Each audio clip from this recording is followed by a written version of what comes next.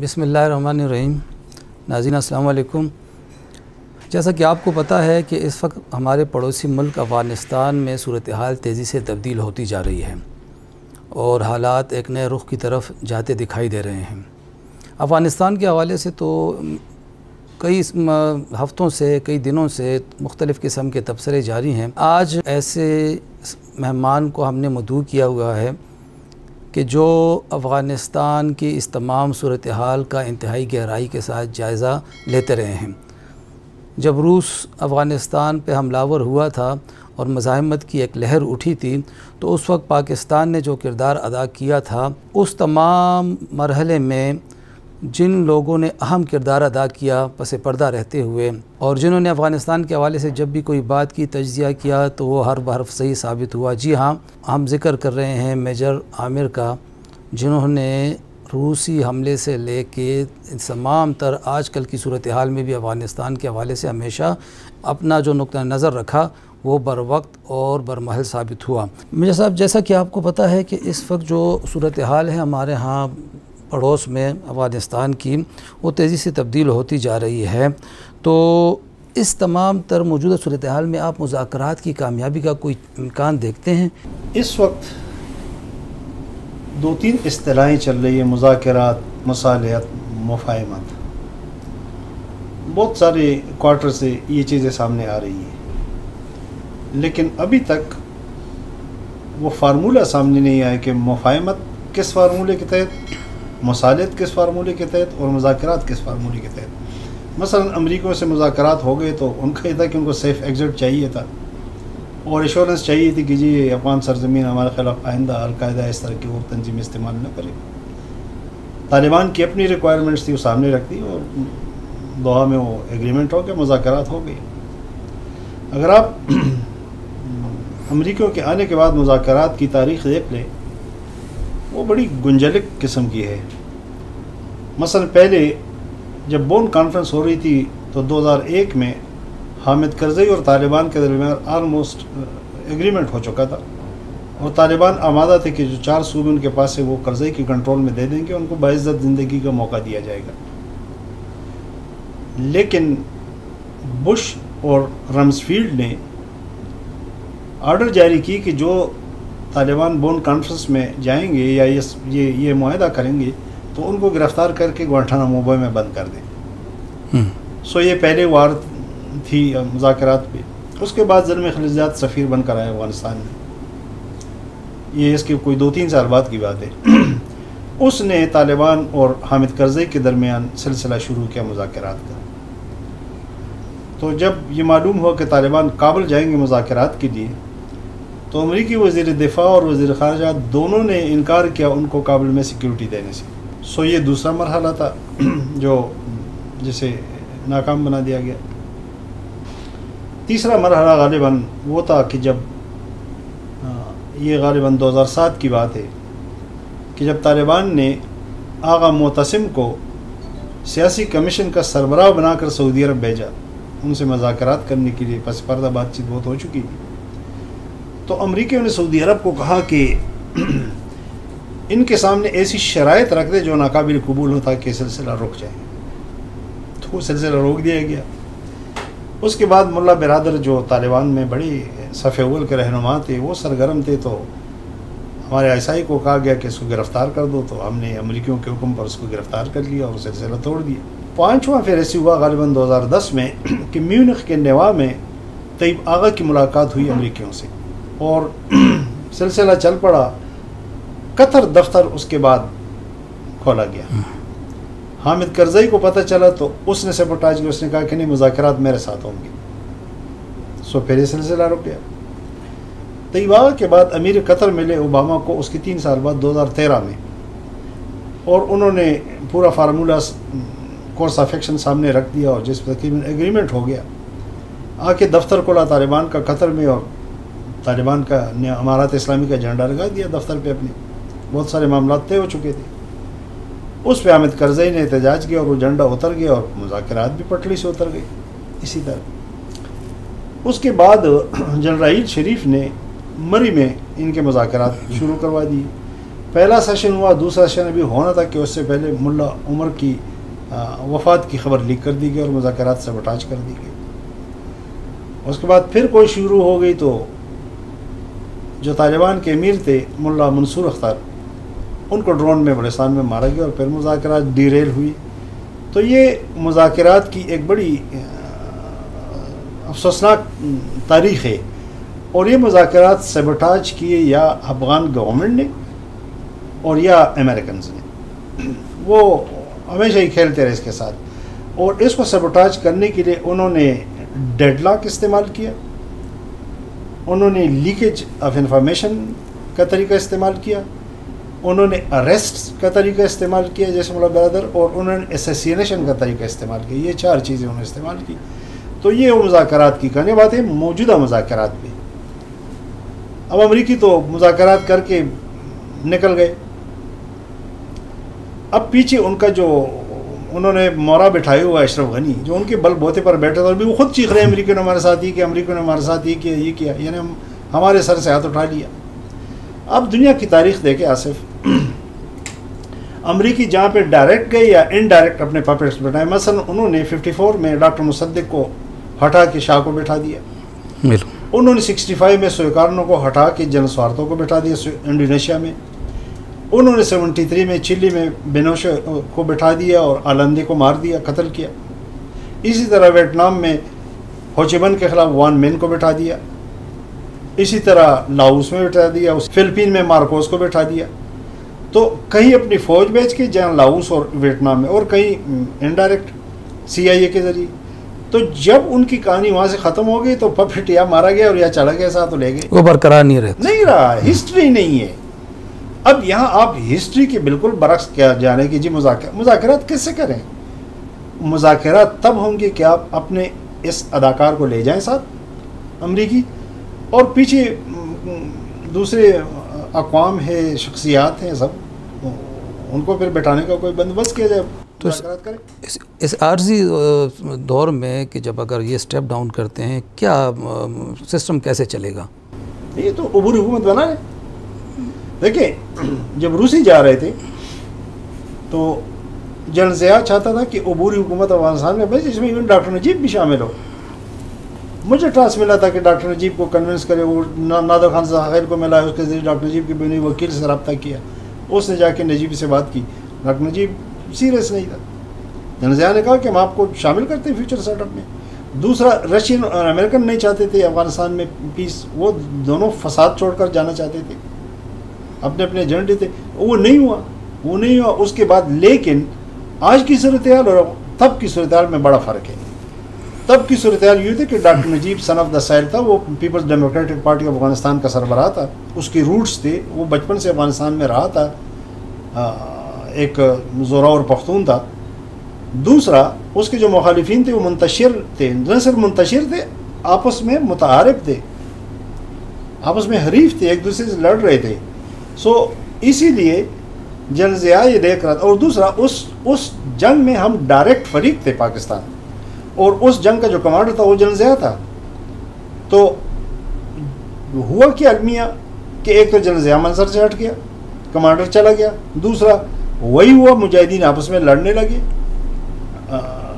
نجیب گیا 2 سال بعد گیا، لیکن پیچھے ایک آپس کی لڑائیوں اور اس کی وجہ سے ایک فساد رہ گیا۔ اس وقت میں فرق کیا ہے کہ اشرف غنی کی پوزیشن وہ نہیں ہے جو ڈاکٹر نجیب کی تھی، ٹھیک ہے، اس کی کوئی سیاسی بیس نہیں، کچھ بھی نہیں ہے۔ دوسرا، اس کے جو مخالفین ہیں وہ یکسو ہیں طالبان، بلکہ عوام میں ان کی ایکسیپٹیبلٹی زیادہ ہے۔ دیکھیں جیسے کل اسماعیل خان نے ہرات میں ان کے ساتھ جوائن کیا، کور کمانڈر جوائن کر رہے ہیں ان کے ساتھ، پولیس چیف جوائن کر رہے ہیں، سب جو اضلاع میں وہ جا رہے ہیں، جو صوبے میں جا رہے ہیں، وہاں تو کوئی خانہ جنگی نہیں، کوئی فساد نہیں ہے۔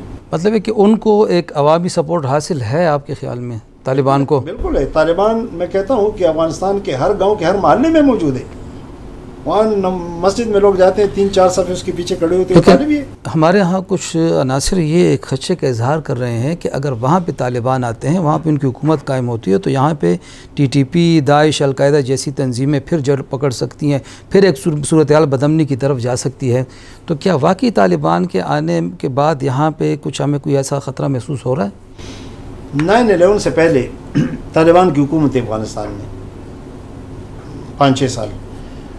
وہ طالبان آج کے طالبان کے مقابلے میں زیادہ ریفائنڈ نہیں تھے. ٹھیک ہے.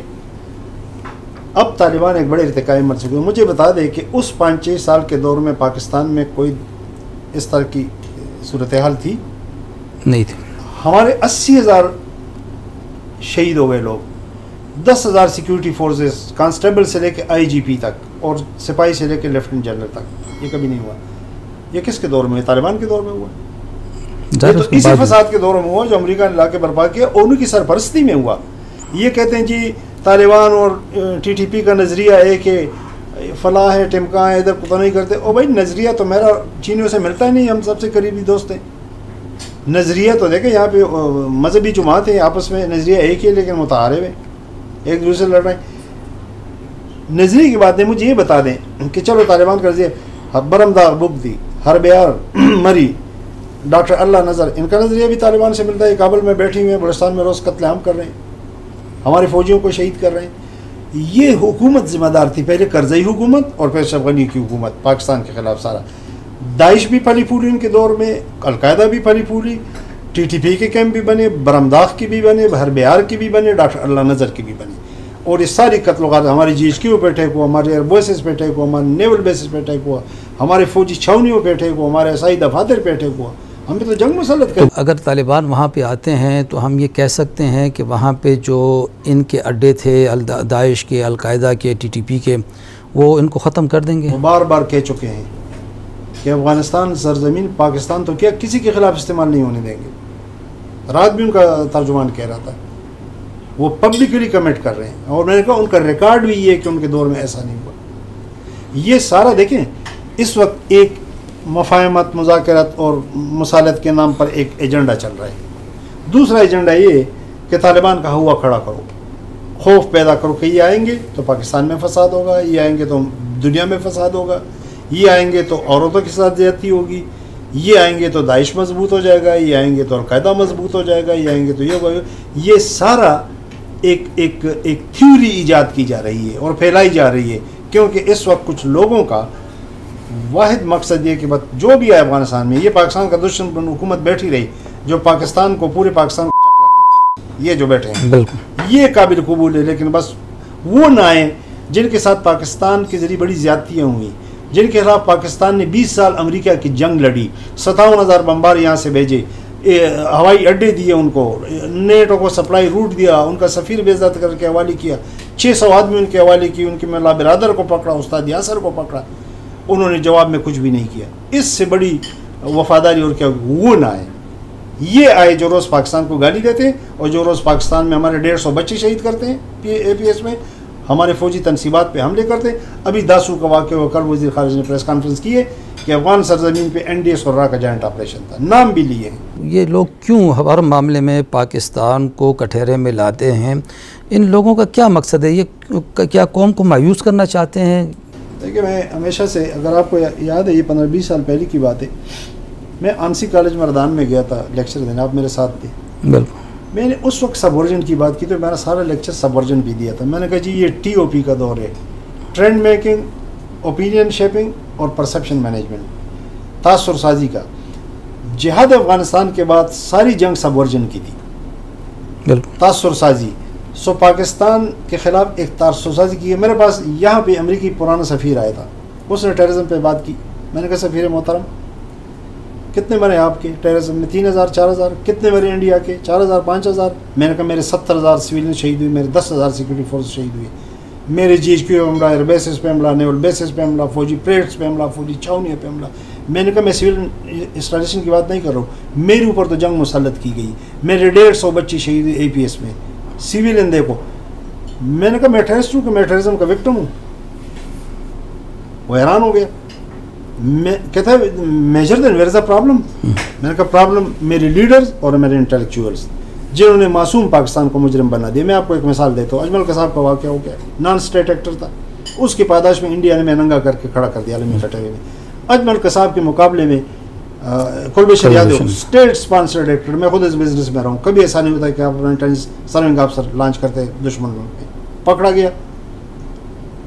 اجمل قصاب کے معیار پر اگر دیکھیں تو انڈیا کو کوئی ہمالیہ کے پیچھے منہ چھپانا چاہیے تھا. انڈیا نے نہ صرف اس کو اون کیا, اس کا کیس انٹرنیشنل کورٹ میں ڈیفینڈ کیا. یہ ہے پرسپشن مینجمنٹ کی جنگ. وہ ہمار چکے اس کا نتیجہ کیا ہے کہ معصوم پاکستان مجرم بن گیا دنیا میں. جو مجرم تھے یعنی FATF میں جن کو ہونا چاہیے تھا وہ ہمیں FATF میں ڈال گئے, ہمیں دھکیل گئے. تو یہ ہماری لیڈرشپ کی ناکامی تھی اور یہ ہمارے ان دانشوروں کی ناکامی بھی.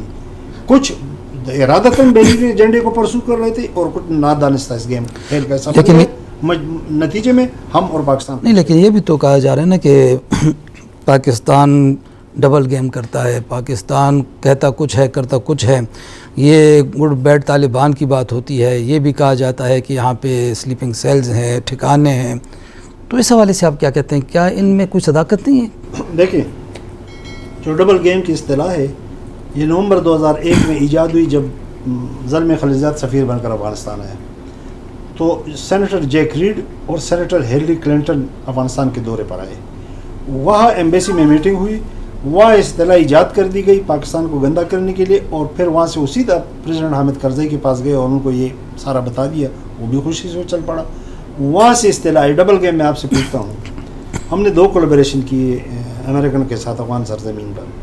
پہلی والی ہم نے شروع کی, 2 سال بعد وہ آئے جب ان کو پتہ چلا کہ ہم نے گھیرا ہوا. ہم نے اس لیے شروع کی تھی کہ اس سے پہلے پاکستان میں سیسیشنس موومنٹ چل رہی تھی, KPK میں چل رہی تھی, بلوچستان میں چل رہی تھی, سندھ دیش میں چل رہی تھی. یہ وہاں بیٹھے ہوئے تھے. 4 کتابیں منظر عام پر آئی. گھر کی بیدیوں نے لکھی ہے, فریب ناتمام, دا ٹیرس پرنس, کئی سولیاں سر راہ تھی, اور شاہ محمد شاہ سندھ والے کا مشکل راستوں کا سفر. یہ گھر کی بیدی, یہ اس میں سب لکھا ہے کہ راہ کیسے کر رہی تھی, KGB کیسے کر رہی تھی پاکستان کے خلاف, ہمیں کیسے ٹرین کر رہی تھی, کیا کہیں سب یہ چل رہی تھی افغان جہاد سے پہلے. غالباً جون 79 میں ISI نے پریزیڈنٹ کو لکھا کہ رشین نے فیصلہ کر دیا کہ وہ اب افغانستان میں فزیکلی آئیں گے. اس سے پہلے برزنیف یوگنڈا مسئلہ بن گیا تھا امریکہ کے لیے. یوگنڈا میں ایدی امین تھا, وہاں مسلمان تھوڑے سے وہاں تو چونکہ عیسائی وینم موجود تھا پریجوڈس, تو رشین سپورٹ کرتے ایدی امین کو. تو جیمی کارٹر نے برزنیف کے ساتھ ڈیل کیا کہ ہم افغانستان میں کچھ نہیں کریں گے. افغانستان میں 78 سے شروع ہو چکی تھی, آپ ایدی امین کے پیچھے سے ہٹ جائے. وہ ہٹ گئے. ایدی امین کو انہوں نے چلتا کیا, اس کو دل میں جا کے جلا ہوتا انہوں نے سارا. جب افغانستان جون میں ہم نے یہ بتا دیا تو جولائی میں جنرل ضیاء نے جیمی کارٹر کو لکھا کہ رشین فزیکلی آ رہے ہیں افغانستان میں. انہوں نے کوئی جواب نہیں دیا کیونکہ ایک معاہدہ تھا اس کے ساتھ, روس کے ساتھ. دسمبر میں جب انہوں نے انویٹ کیا, اب امریکن نے جب بات کی تو برزنیف نے برلن میں ایئرپورٹ پہ کہا کہ جیمی کارٹر کی شاید یادداشت کمزور ہو چکی ہے, تو میرے ساتھ طے کر چکا ہے. یہ اندر ریکارڈ باتیں. تو اس نے برزنسکی کو بھیجا. اس وقت اس کا بڑا مشہور سیکورٹی ایڈوائزر تھا جنرل ضیاء کے پاس. جنرل ضیاء نے اپنا بتا دیا کہ بھائی روسی آ گئے 10 سال تک. وہ GHQ میں پہلے بریفنگ لے چکا تھا کہ 10 سال تک اور آرمی پمپ نہیں کر سکتے, ٹرین الاؤ نہیں کر رہی ہے. سو ضیاء نے کہہ دیا کہ بس اس سے پہلے ہم ان کو ٹیکان کر سکتے ہیں, یہ جتنی فوج آئی ہے 100 100 لاکھ. تو برزنسکی نے جب بریفنگ دی تو اس نے کہا کہ آپ افغانستان کے اندر ریزسٹنس بھول جائیں, ہم ڈیورن لائن کو مضبوط کر دیتے کہ تاکہ وہ ادھر نہ آئیں. یعنی وہ مزاحمت کے لیے تیار نہیں تھے. نہیں, انہوں نے کہا نہیں. تو جب ہو گئی تو جنرل ضیاء نے کہا thank you very much for the nice advice, اور آپ ہم پہ چھوڑ دیں, ہم ان کو ٹیکل کر دیں گے افغانستان میں. تو 2 سال تک وہ ہم نے کیا. اس کے بعد وہ آئے. ولیم کیسی کمیونزم سے بڑی نفرت کرتا تھا, اسی ایک چیف بن گیا اتفاق سے. اس نے جب اپنا اسسمنٹ بنا دی تو اس نے کہا کہ تو گرم پانیوں تک جا رہے ہیں, پھر آگے گلف تک جائیں گے. ہم نے بھی ان کا انٹرسٹ جنریٹ کر دیا. ہمیں اسلحہ چاہیے تھا, پیسہ چاہیے تھا, ہمارا تو اپنے سلامتی کا مسئلہ تھا. میں آپ کو یقین سے کہتا ہوں اگر ہم روسیوں کو نہ روکتے تو آج اگر ہم زندہ ہوتے تو آپ کا نام آصفوف ہوتا اور میرا نام عامروف ہوتا. یہ کس نے کہا کہ دودھ اور شہد کی نہریں بہتی اگر ہم ان کو نہ روکتے؟ یہ ایک میں نے کہا ایک پرسیپشن بنا دی. اب اس کولیبریشن کے فائدے دیکھیں. پہلی بار افغان سرزمین انڈین انفلوئنس سے آزاد ہو گئی. الذوالفقار کے 15 ٹریننگ کیمپ سے اکھڑ گئے, ٹیررزم ختم ہو گئی. یہ جتنے ناراض افراسیہ خٹک, اجمل خٹک, دوسرے دوست, یہ سب واپس آ کے پاکستان کی اسمبلی میں بیٹھ گئے. اچھی بات تھی, خیر بخمری آنا بھی چاہیے تھا. ہمیں اسلحہ ملا, F-16 ملے, ہمیں اکنامک بوسٹ ملا, اور سب سے بڑی بات ہے کہ ہم نے اپنا ایٹم پروگرام مکمل کر دیا. افغانی آپس میں لڑ رہے تھے لیکن ہمارے خلاف کوئی ٹریننگ کیمپ نہیں. یہ پہلی بار تھا 48 کے بعد. تو ہمیں تو اس کولیبریشن کے بڑے فوائد ملے. یہ کولیبریشن ہم نے ایک ٹیلی فون کال پر شروع کی امریکہ کے حکم پر. 7 مطالبات تھے وہ بھی ہم کے ساتھ ہم مان گئے. کیا کچھ ہم نے ان کے لیے نہیں کیا. میں اب ڈبل گیم پہ آ رہا ہوں.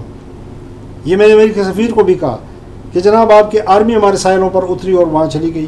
20 سال تک ہم نے آپ کو نیٹو کا سپلائی روٹ دیا مفت میں. آپ کا اسلحہ اور گولہ بارود یہاں سے جا رہا تھا. ہم نے آپ کو ہوائی اڈے دیے. ہم نے 57,000 بمبار یہاں سے اڑائے. ہم نے 600 آدمی حوالی کیے. ہم نے ملا برادر کو پکڑا. ہم نے ان کے سفیر کو عزت کر کے آپ کے ہم نے ان کی حکومت ختم کر دی. ہم نے CIA سے کرزئی کی میٹنگ اسی اسلام آباد میں کرا دی. ہم نے کرزئی کو یہاں سے لانچ کیا. ہم نے اس کے لیے اسلحہ بھیجا جس کی وہ پیمنٹ بھی نہیں کر رہے تھے. یہ میں نہیں کہتا ہوں, یہ اس وقت ISI کا CIA کا جو اسٹیشن تھے رابرٹ گرین اس نے لکھا ہے یہ چیزیں کتاب میں. اب اس کا صلاح ہمیں کیا ملا؟ برمداغ کے ٹریننگ کیمپس, حرب یار کے ٹریننگ کیمپس, اللہ نظر کے ٹریننگ کیمپس, TTP کے ٹریننگ کیمپس. ڈبل گیم ہم نے کھیلی کہ انہوں نے کھیلی. کیا وجہ ہوئی کہ جو وہاں پہ ہم نے ان لوگوں کو اقتدار دلایا, چاہے وہ کرزئی تھے یا اشرف غنی تھے, پھر یہ ان کی پاکستان سے ناراضگی یا بد اعتمادی کی کیا وجہ ہوئی؟ دیکھیں وہ تو میں نے کہہ دیا کہ جو کچھ ہم نے ڈیلیور کیا ان کو, بد اعتمادی اس وجہ سے تھی کہ بدنیت ہی تھی پاکستان کے خلاف. پاکستان کو ٹارگٹ کیا گیا تھا اور اب بھی نظر آ رہا ہے کہ پاکستان ٹارگٹ اتنا سب کچھ دینے کے باوجود کوئی وعدے وعید سے بڑھ کر ہم نے کیا تھا. مشرف نے جب کولیبریشن کی تو ان لاہور میں DGSPR نے اور مشرف نے خود ٹی وی پر کہا تھا کہ ہم صرف ایڈمنسٹریٹو سپورٹ دیں گے. مشرف نے کہا تھا کہ امریکی زیادہ دیر نہیں رہیں گے. مشرف نے کہا تھا کہ میرے ساتھ وعدہ ہوا ہے کہ آزاد کشمیر کی تحریک پر اس کا کوئی اثر نہیں ہوگا. مشرف نے کہا تھا کہ شمالی اتحاد کابل میں انٹر نہیں ہوگا. کیا یہ بہت ہو گیا؟ نہیں. یہ تو مشرف نے ہمیں ٹیلی ویژن پر کہا تھا. یہ تو اس کی DGSPR نے لاہور میں اخبارات کی مدیروں کو کہا تھا, اور یہ کہ وہ جلد چلے جائیں گے. نہیں, ایسا نہیں ہوا. سو ہوا ہمارے ساتھ کھیل, نشانہ بھی ہم تھے جو پتہ چل گیا. اور یہ جو آپ نے کہا کہ سابق فوجی افسر, یہ ایک واقعہ بیان کیا جاتا ہے راحیل شریف کا, کہ جنرل راحیل شریف گئے اور انہوں نے اشرف غنی کو کہا کہ میں طالبان کو آپ کے ساتھ بیٹھاؤں گا, نہ بیٹھا سکا تو میں ان کے خلاف ایکشن لوں گا. اشرف غنی نے کہا کہ میں انڈیا سے اسٹریٹجک پارٹنرشپ ختم کروں گا, اپنے فوجی بھیجوں گا ٹریننگ کے لیے. یہ وہ سارا غلط ہے, ایسا نہیں تھا. اشرف غنی جب صدارتی رشن کے لیے کھڑا ہو رہا تھا تو وہ ہمارے DGSI کو ملا. اس نے اس کو بڑی یقین دہانی کرا دی کہ میں ڈیون لینڈ کا ایشو ختم کروں گا, میں تعلق اتنا بنا دوں گا کہ میرا فارن منسٹر جب باہر دورے کے بجائے گا تو آپ کے فارن آفس کے افسر ساتھ جائیں گے, میرا فائنانس منسٹر جائے گا تو آپ کے فائنانس منسٹر کے لوگ ساتھ جائیں گے. یہ اشرف غنی کی طرف سے کہا گیا. DGSI کو کہا تھا آپ مجھے ہیلپ کریں, سپورٹ کریں. اس کے لیے پیسے بھیجے گئے تو بھی اس کو ہینڈ اوور بھی یہاں سے, اس کے لیے ووٹوں کے بڑے بکسے یہاں سے بھیجے گئے پاکستان سے, پوری مدد کی گئی. جب وہ الیکشن ہو گیا, متنازع تھے, تو اس میں بھی اس کی ہیلپ کر کے اسی کی حکومت بنا دی گئی. اس کے بعد اس نے کیا کیا پاکستان کے ساتھ سارا پتہ ہے. جنرل راحیل نے کہا تھا کہ میں آپ کے ساتھ بیٹھاؤں گا طالبان, تو اس نے تو مرے میں بٹھا دیے تھے. اب دوسرا دور شیڈول تھا کہ انہوں نے ملا عمر کی خبر خود بریک کر دی, انہوں نے امریکن نے, جیسے میں نے کہا, سیبوٹاج کی. تیسرا پھر جنرل راحیل نے ایفرٹس کی اور پھر یہاں تک مدد کی کہ ڈرون امریکیوں نے جنرل کیانی کو کہا تھا, امریکی جرنیلوں اور CIA کے جنرلوں نے, کہ آپ ہمیں بلوچستان میں ڈرون کی اجازت دے دیں. جنرل کیانی نے انکار کیا کہ نہیں, میں پہلے جو دے چکا ہوں, آپ ادھر بھی ایکسیس کر رہے ہیں, زیادتیاں کر رہے ہیں, تو میں نہیں دے سکتا. تو امریکی جنرلوں نے کہا کہ ٹھیک ہے, پھر ہم اپنے اون پہ کریں گے, وی will do it eight hour اون. تو جنرل کیانی نے کہا کہ وہ تو پھر ہمارے خلاف کھلی جنگ چھیڑنے کے مترادف ہے. تو امریکی جنرل نے کہا کہ are you in a position to fight the war against اس, کیا تم ہمارے خلاف جنگ لڑنے کے قابل ہو؟ جنرل کیانی نے کہا کہ ہاں, میرے پاس کلینڈسٹائن وار کا آپشن ہے, ISI کے ذریعے طالبان کو سپورٹ کروں گا, یہی کروں. ان کو جرت نہیں ہو سکی. جب جنرل راحیل آیا, ان کو اجازت مل گئی, انہوں نے طالبان کے امیر کو مار دیا, ملا اختر منصور کو. سو اس سے زیادہ کیا کر سکتا تھا, لیکن اس کے بعد اس نے کیا کہ امرتسر میں پاکستان کی جو AC کی تیسی کر دی, یاد ہے آپ کو؟ ادھر کرتا رہا, ٹیررزم کو بڑھایا, وہاں سے لانچ کرتے رہے ٹیررسٹ. وہ یہ کہ جنرل کیانی کے دور میں 3 آدمی تھے جو جنرل کیانی کی سربراہی میں افغان مسئلے کو ڈیل کر رہے تھے. ایک ہمارا DGO تھا جنرل عامر ریاض, ایک CGS تھا جنرل اشفاق ندیم, اور ایک DGSI جنرل اسلام. تینوں بڑے professional general, out standing. General आइन ने तीनों की पोस्टिंग कर दी, कोई रिटायर हो गया, कोई पोस्ट आउट हो गया।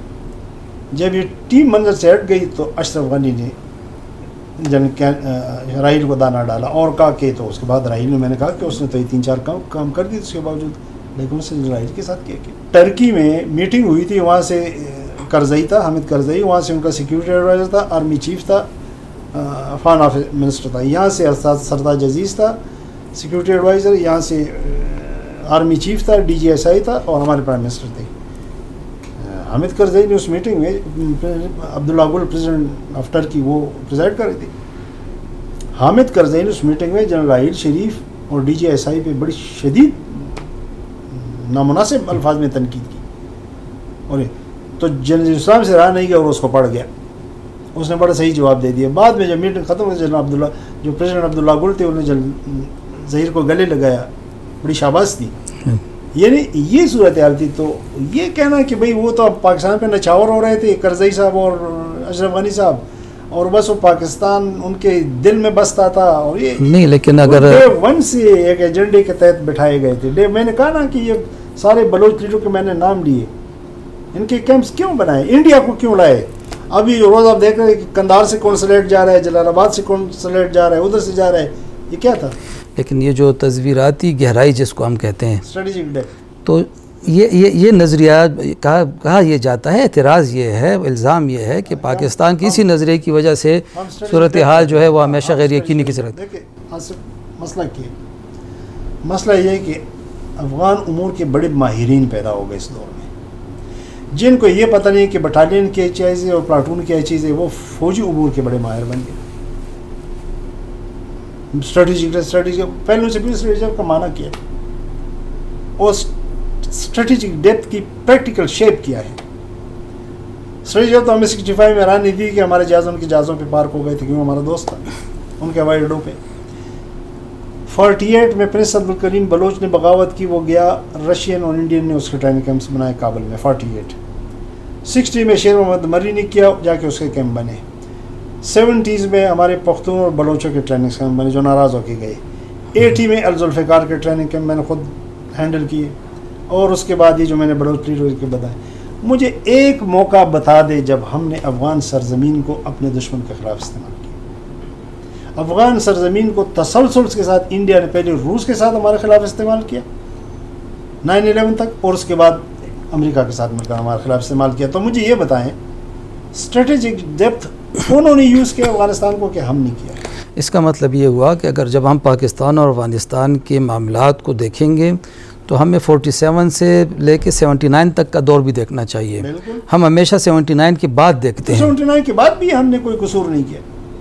देखा ना, 79 में अफ़गानों ने अपनी आज़ादी की जंग लड़ी, उनकी तारीख़ है। रशियन सफ़ीर जंग के दौरान आए, वो एक डॉक्यूमेंट दे दिया ज़िया-उल-हक को, उसने कहा एक्सीलेंसी हमारा पॉलिसी डॉक्यूमेंट है कि हम जहाँ गए वहाँ से वापस नहीं गए, तो आप ऐसी दीवार के साथ सर टकराना बंद कर दें। जरा जाने वो फाइल ऐसी साइड पर रख दे। उसने कहा एक्सीलेंसी अफ़गानों की भी एक पॉलिसी है, 2 डॉक्यूमेंटेड। उनकी पॉलिसी है कि जो भी आए वापस ज़रूर गया, लेकिन सही सलामत नहीं गया। मुझे डर है कि आपके साथ ऐसा ना हो जाए। देखिए, अफ़गान अपनी तारीख़ की सरबलंदी की जंग लड़ रहे थे, अफ़गान अपनी सालमियत की जंग लड़ रहे थे, अफ़गान अपनी आज़ादी की जंग लड़ रहे थे, हम अपने बचाव की जंग लड़ रहे थे। हम दोनों एक जाते। 79 से तो हमारा बड़ा भाईचारा था। अफ़गान पाकिस्तान के बाद देखो, ईरान में भी महाजिरीन गए थे, क्या शुरू हुआ था उनके साथ। पाकिस्तान में आए थे, लोगों ने गले से लगाया था। अब पाकिस्तान में अफ़गान महाजिरीन के साथ अगर थोड़ी ज़्यादती हुई है तो वो पख्तून कौम परस्तों ने की हमारे पख्तून सरजमीन पर। पंजाब में एक वाक़या नहीं हुआ, सिंध में एक वाक़या नहीं हुआ, बलूचिस्तान में नहीं हुआ अफ़गान महाजिरीन के साथ। पहली कोलैबोरेशन तो हमारी अपनी नीड थी और हमारे टर्म्स और कंडीशन भी थी, और उसके मैंने फ़वाइद भी गंवा दी कि वो हमारी जंग थी। दूसरी कोलैबोरेशन हमारी जंग नहीं थी, उनकी जंग थी। उन्हीं के हुक्म पर शुरू हुई, उन्हीं के हुक्म पर हम बीच में कूदी। मैंने अपने नुकसानात गिन के आपको बता दिए। दूसरे कोलैबोरेशन का एक फ़ायदा आप मुझे बता दें, उसका सारा फॉल आउट नेगेटिव मैंने आपको बता दी। सो दूसरी कोलैबोरेशन हमारी कतन नहीं थी, हमारी ज़रूरत नहीं थी, नो हमारी जंग थी। पहली कोलैबोरेशन हमारी जंग थी, और उनको हमने इसलिए इन्वॉल्व किया कि हमें असला चाहिए था, पैसा चाहिए था, और उनका भी इंटरेस्ट हमने जनरेट किया। लेकिन मैंने उसके फ़वाइद बता दी। जो हमें सबसे बड़ा फ़ायदा तो है कि हम एटमी क़ुव्वत बन गए। लेकिन हमने ये भी देखा कि जब रूस वहाँ से गया तो उसके नतीजे में जो अफ़गानिस्तान में सूरत हाल पैदा हुई, उसका हम पे जो असर पड़ा, उसके नतीजे में हमें जिस तबाही का सामना करना पड़ा, تو کیا اب جب امریکہ واپس جا رہا ہے پھر صورتحال افغانستان کی اسی طرف جا رہی ہے، کیا ہمیں پھر اسی مرحلے سے گزرنا ہے؟ دیکھیں جب روس چلا گیا تو آپس میں کچھ تو خون ہو گیا، کابل تباہ ہو گیا، لڑ رہے تھے، لیکن ہمارے اوپر کوئی ایسا نیگیٹو اثر نہیں ہوا تھا۔ اس دور میں ٹیررزم بھی نہیں تھی۔ ٹیررزم شروع ہوئی جب ہم نے دوسری کولیبریشن شروع کی، اس کے بعد شروع ہوئی۔ پاکستان میں جتنی تباہی ہوئی یہ دوسری کولیبریشن کے بعد ہوئی ہے۔ رشین ویڈرال کے بعد پاکستان میں کوئی ایسی صورتحال پیدا، ابتر صورتحال پیدا نہیں ہوئی تھی۔ یہ جو میں کہہ رہا ہوں کہ یہ فال آؤٹ اس لیے تھا کہ وہ ایک ایجنڈے کے تحت آئے تھے امریکی افغانستان میں۔ اب تو پرائم منسٹر بھی کل کہہ رہے تھے کہ جی 20 سال کا گند ہم سے صاف کروانا چاہتے ہیں۔ اب تو اشرف غنی بھی کہہ رہا ہے وہ گند چھوڑ کے چلے گئے، تو وہ گند پھیلانے آئے تھے نا۔ اس گند کے اثرات ہم پہ اس لیے پڑنے تھے کہ ہم شاہ سے زیادہ شاہ کے وفادار اس جنگ میں بنے تھے۔ امریکن کی 2000 کیجولیٹیز نہیں ہے، ہماری 80,000 کیجولیٹیز ہے، 57,000 بمبار تو ہمارے ہوائی اڈوں سے، تو ہم تو اس میں فرنٹ لائن فائٹر بن گئے تھے۔ اب مستقبل کیا دیکھ رہے ہیں آپ؟ یہ جو تھیوریاں پھیلائی جا رہی ہیں نا کہ جی خانہ جنگی ہوگی اور مہاجرین آئیں گے اور پاکستان تباہ ہو جائے گا، یہ سارا جو ہے میں نے کہا ایک پرسیپشن کریٹ کیا جا رہا ہے۔ طالبان کو روکو۔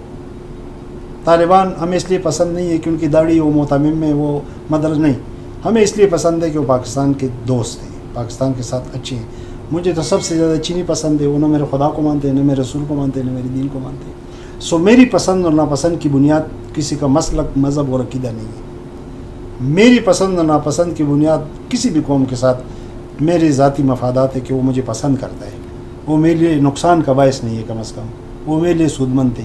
افغانستان میں اس وقت میں نے کہا ہم نے جو طالبان کے ساتھ کیا، انہوں نے تو وہ روایتی پختون خوئی انتقام بھی نہیں آزمایا، نہیں چھوڑتے پختون انتقام، بالکل نہیں کرتے۔ ایک واقعہ مجھے پاکستان میں بتا دے ان 80,000 شہداء میں سے نہیں ہوا ان کہ کی جس طرف میں سے افغان کچھ بھی۔ تعلیم لوگ سو میں بڑا آپٹیمسٹک ہوں۔ دیکھیں جن صوبوں میں 1 درجن صوبے میں قابض ہے، کیا وہاں خانہ جنگی ہے؟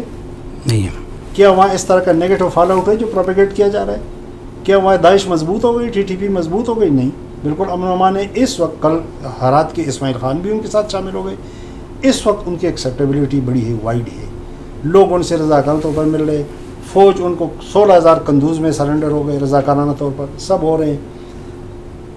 آئیں گے اشرف غنی جائے گا تو پھر براڈر مفاہمت ہوگی، جو بھی بیٹھ گیا انشاءاللہ نہ داعش رہے گا، نہ ٹی ٹی پی رہے گا، نہ افغانستان سرزمین کسی کے خلاف استعمال ہوگی۔ طالبان ایک چینجڈ پوسچر کے ساتھ آ رہے ہیں، میں آپ کو بتاؤں، ایک ارتقائی عمل سے گزرے ہیں، انہوں نے بہت کچھ سیکھا ہے۔ آپ کو ان میں کوئی فرق نظر آ رہا ہے؟ بڑا فرق نظر آ رہا ہے۔ آپ دیکھیں جو اس کو بھی وہ کیپچر کرے، وہاں پہ ان کا رویہ دیکھیں، وہاں سے تو کوئی جا کے ڈسپلیس بھی نہیں ہو رہا ہے۔ بلکہ ہم نے تو ایسے ویڈیوز بھی دیکھی ہوئی ہیں کہ وہ خواتین کھڑی ہیں اور یہ موٹر سائیکلوں پہ آ رہے ہیں۔ اور جی وہ غزنی میں نے سنا ہے کہ انہوں نے جو شیعہ کمیونٹی ہے ان کو جلوسوں کی اجازت دے دی اور کہا کہ سیکیورٹی ہم مہیا کریں گے۔ مطلب وہ بدل گئے ہیں۔ غزنی کل پرسوں کیپچر ہوا ہے، وہاں پہ چونکہ شیعہ برادری زیادہ ہے، 20 سال میں انہوں نے سیکھ لیا بہت کچھ سیکھا ہے۔ تو مجھے تو ایک درخشاں مستقبل نظر آ رہا ہے افغانستان کا، پاکستان کا اور اس پورے خطے کا۔ دیکھیں وہ چائنا کے ساتھ آن بورڈ ہے، وہ رشیا کے ساتھ آن بورڈ ہے، وہ دوسرے سینٹرل ایشیا، وہ ایران کے ساتھ آن بورڈ ہے، وہ پاکستان کے ساتھ تو پہلے سے ان کی طرف۔ باہر کی دنیا کچھ کرے، یہ ایک ریجنل ایشو ہے۔ اس ریجن میں یہ 3-4 ممالک ایران، افغانستان، چین، روس، یہ اکٹھے ہو گئے، یہ ایک لائن پہ آ گئے تو ہمارا ریجن انشاءاللہ ایک بہترین مستقبل کی طرف گامزن میں دیکھ رہا ہوں۔ چلیں اللہ کرے کہ میجر عامر صاحب نے جن امکانات کا روشن مستقبل کے حوالے سے ذکر کیا ہے، اللہ کرے کہ وہ سچ ثابت ہوں، اور اللہ ہمیں آنے والے دنوں میں مزید کسی قسم کی بدامنی سے بچائے رکھیں۔